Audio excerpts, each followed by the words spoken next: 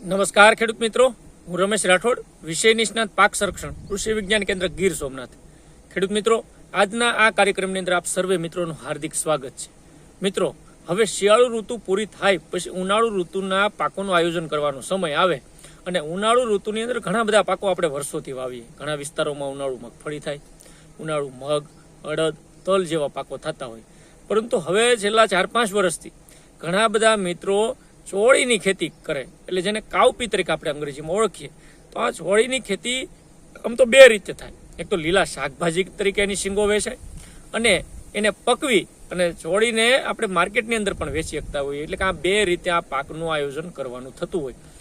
સારો પાક છે, નવા પાક તરીકે આયોજન કરવાનો મિત્રો હોય તો આ ચોળીનો પાક ચોક્કસથી વાવવો જોઈએ. છેલ્લા 2 વર્ષોથી ઘણો બધો વિસ્તાર પણ ધીમે ધીમે વધતો જાય છે. સારી કમાણી કરવાવાળો પણ પાક છે. તો મિત્રો, જે મિત્રોને ચોળીનું ઉનાળુ વાવેતર કરવું હોય એના માટે આજે મારે આ પ્રાથમિક માહિતી આ ભાગ 1ની અંદર તમને આપી છે. એની અંદર ખાસ કરીને ચોળીના પાકનું મહત્વ, એને કેવી આબોહવા અનુકૂળ આવે, જમીન અને જમીનની તૈયારી આપણે કેવી રીતના કરવી જોઈએ, વાવેતરનો સમય, આ અગત્યની બાબતોની ચર્ચા આજના વિડીયોની અંદર કરવી છે. તો આ પહેલા ભાગની અંદર તમે સમજવાની કોશિશ કરજો. જે મિત્રોને વાવેતરનું આયોજન કરવું છે, ઘણા બધા મિત્રો પૂછતા હોય, તો એના માટે આ માહિતી ખૂબ ઉપયોગી થશે. તો માહિતી શરૂ કરવી પહેલાં આપ સર્વને ખાસ વિનંતી કે આપ આ ચેનલની અંદર નવા હો, હજી સુધી મારા વિડીયો તમને જો રેગ્યુલર ન મળતા હોય તો ચેનલને સબસ્ક્રાઈબ કરી, ત્યારબાદ આ ઘંટડીના બટન ઉપર ક્લિક કરો. એટલે ઘંટડીના બટન ઉપર ક્લિક કરશો એટલે ઓલ નોટિફિકેશન આવશે અને એકવાર ઓલ નોટિફિકેશન સેટિંગ કરી દેશો એટલે તમામ પ્રકારના વિડીયો તમને સમયસર મળતા થશે. અને ખેતીની અંદર આ વિડીયો જોઈ અને કંઈક તમે નવું કરવાની તમને પ્રેરણા પણ મળશે. અને ત્યારબાદ મિત્રો પૂરેપૂરો વિડીયો જોઈ અને જો તમને ગમે, તમને ઉપયોગી લાગે તો એને લાઇક કરવાનું ભૂલતા નહીં. અંગૂઠાના નિશાન ઉપર ક્લિક કરી દેજો અને ત્યારબાદ વિડીયો શેર પણ કરી દેજો. ચોળી એ અગત્યનો કઠોળ વર્ગનો પાક છે. આમ તો એની લીલી શીંગો શાકભાજીના પાક તરીકે આપણે ઉપયોગ કરીએ. ત્યારબાદ એને પકવીને પણ મેં કીધું એમ એના દાણાનો ઉપયોગ પણ કઠોળ પાક તરીકે આપણે મિત્રો ખાસ કરીને ખાવાની અંદર કરતા હોઈએ. અને આ સૂકા દાણા જે છે એ કઠોળ તરીકેનું એક અગત્યનું માધ્યમ ગણાય. કારણ કે ચોળીની જે લીલી શીંગો છે એમાં પ્રોટીન અને ખનિજ તત્વોનું ખૂબ મોટી માત્રામાં પ્રમાણ હોય છે. અને સાથે સાથે સૂકા દાણાની અંદર, એટલે ચોળી પાકી ગયા પછી એના સૂકા દાણા હોય એમાં 23થી લઈને 29% જેટલું પ્રોટીન હોય. એટલે પ્રોટીનનો એક ખૂબ સારો સોર્સ આ કઠોળ વર્ગના પાકમાં ચોળીને આપણે ગણી શકીએ. લીલી શીંગો જે છે એમાં લોહ તત્વનું અને વિટામિન એ પણ ખૂબ વિશેષ પ્રમાણમાં હોય. એટલે આ લોહ તત્વ અને વિટામિન એ પણ એની લીલી શીંગોમાંથી મિત્રો આપણને મળતું હોય છે. ત્યારબાદ ગુજરાતમાં લગભગ મોટાભાગના બધા જિલ્લાઓની અંદર વધતા ઓછા પ્રમાણમાં ચોળીનું વાવેતર હવે થતું જ ઉનાળાના પાક તરીકે ખેડૂત મિત્રો સિલેક્ટ થતા છે. પણ ખાસ આપણે એની આબોહવા કેવી હોય તો આ પાક સારો લઈ શકીએ એ ખૂબ મહત્વનું અને અગત્યનું આપણા માટે હોય. ચોળીના પાકને ગરમ અને ભેજવાળી આબોહવા વધારે અનુકૂળ આવતી હોય.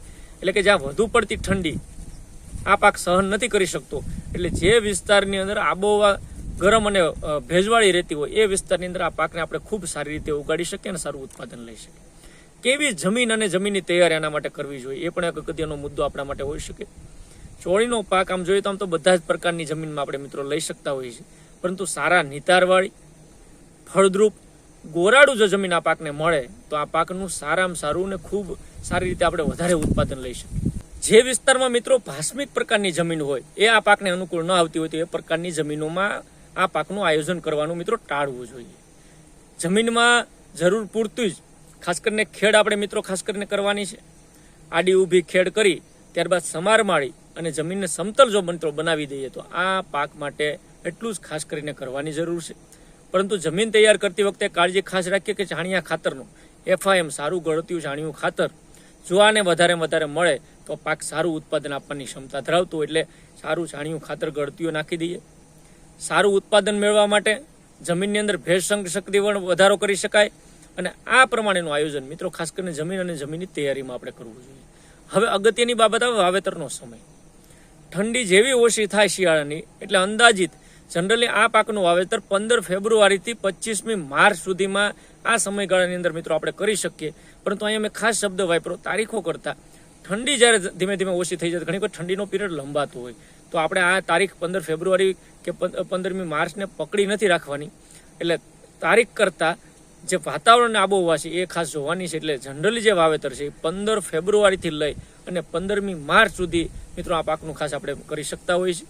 શાકભાજીના પાક માટે સોળીનું વાવેતર ખાસ કરીને ફેબ્રુઆરીથી જે વાત કરતા હોઈએ એમાં કરવું જોઈએ, અથવા તો ઘણી વખત સપ્ટેમ્બર મહિનાની અંદર પણ ઘણા સમયે વાવેતર થતું હોય તો એ સમયગાળો પણ ખાસ કરીને આના માટે અનુકૂળ આવતો હોય. એટલે લીલી જે છોડી માર્કેટની અંદર શાકભાજી માટે વેચવા ઉપયોગ કરવો હોય તો એનું એ સમયે તમે વાવેતર કરી શકાય. પરંતુ પકવવા માટે પણ ફેબ્રુઆરી અને માર્ચ મહિનામાં વાવેતર કરેલી છોડીને આપણે સારી રીતે એની શીંગો પકવી અને માર્કેટની અંદર વેચી શકતા હોઈએ છીએ. હવે અગત્યની બાબત છોડીના પાકની અંદર આવે કે બિયારણ કેટલું વાવવું. આમ તો જનરલી આપણી કૃષિ યુનિવર્સિટીઓએ ભલામણ કરતા હોય છે, અને આ પાકની અંદર જે આપણી ભલામણ થઈ 1 હેક્ટર દીઠ જોઈએ એટલે કે 100 ગુઠામાં, નાના 16 ગુઠાના વીઘા હોય તો 6 વીઘાની અંદર જો વાત કરીએ, અથવા તો 100 ગુઠાની અંદર જો વાત કરીએ તો ચોળીના પાકને આપણે 1 હેક્ટરમાં વાવેતર કરવું હોય તો લગભગ 25 કિલો જેટલા બિયારણની જરૂર પડે. અને 16 ગુઠાનો જો વીઘાની હું વાત કરું તો મિત્રો વીઘાએ 4 થી 4.5 કિલો જેટલું બિયારણ ચોળીનું આપણે વાવવું જોઈએ તો એ પૂરતું છે. અને એટલો પાકનો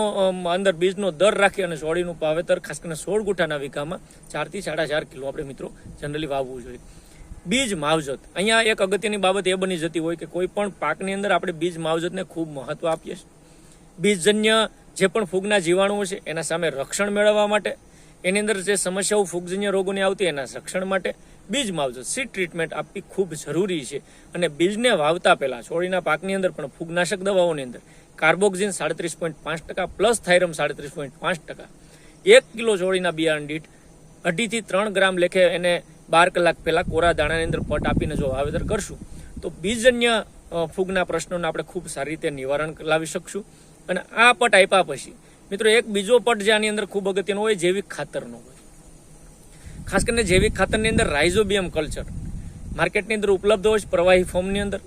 જો આ રાઇઝોબિયમ કલ્ચર તમને ઉપલબ્ધ ન હોય તો NPK કોન્સોટિયા સ્વરૂપે મળતા માર્કેટની અંદર મળતા આ જૈવિક ખાતર એટલે કે રાઇઝોબિયમ અથવા તો NPK કોન્સોટિયા 1 કિલો ચોળીના બિયારણ દીઠ 8 થી 10 ml લેખે આપણે પટ આપવાનું છે. પણ ક્યારે આપવાનું છે કે છોડીનું વાવેતર કરવાના 2-3 કલાક પહેલા આ ફૂગનાશકનો આપણે જનરલી 12 થી 15 કલાક પહેલા પટ આપીએ, અને આ જૈવિક ખાતરનો પટ 2 થી 3 કલાક પહેલા વાવેતરને આપી બિયારણને વહારવા દઈ અને એને સૂકવી સાઈડે અને પછી જો વાવેતરમાં ઉપયોગ કરશું તો ખૂબ સારા પરિણામો આના મળશે. મિત્રો કિંમત નજીવી છે, પણ હું જે અહીંયા વાત કરું છું કે ખાતરોનું જે પ્રમાણ આપણે નાખીએ છીએ એવા ખાસ કરીને કઠોળ પાકોની અંદર જો આવા રાઇઝોબિયમ જેવા કલ્ચરનો પટ આપશું તો ખૂબ જ એને ફાયદો મિત્રો આપણે મળતો હોય છે.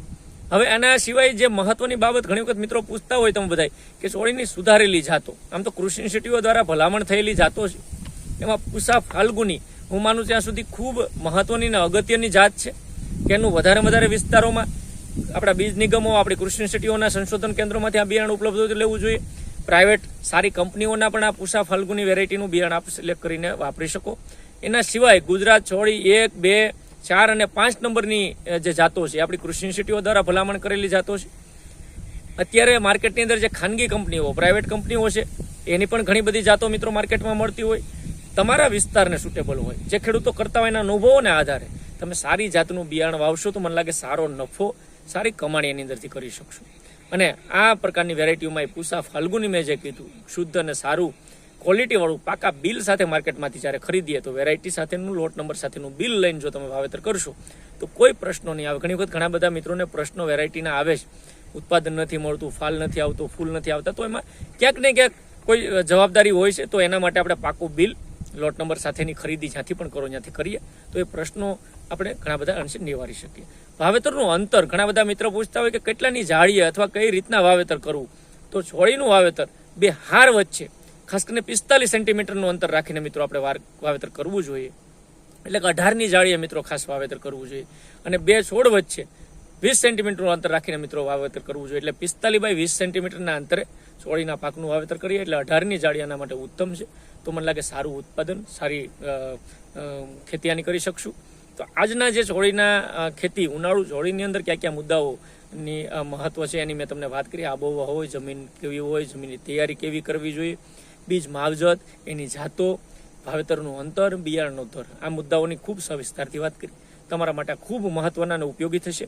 આના પછીના ભાગની અંદર હું તમને ખાતર વ્યવસ્થાપન, પિયત ક્યારે આપવા, કયું ખાતર નાખવું, પાયામાં કયા ખાતરો વાપરવા, એની સવિસ્તારથી બીજા ભાગની અંદર વાત કરવાનો છું. તો મિત્રો આજના વિડીયોની અંદર એટલું જ. ફરી પાછા મળશું એક નવા વિષય સાથે, નવી માહિતી સાથે. ત્યાં સુધી જોડાયેલા રહીશું. આપ સર્વે મિત્રોનો વિડીયો પૂરેપૂરો જોવા બદલ ખૂબ ખૂબ આભાર. ધન્યવાદ. Thank you.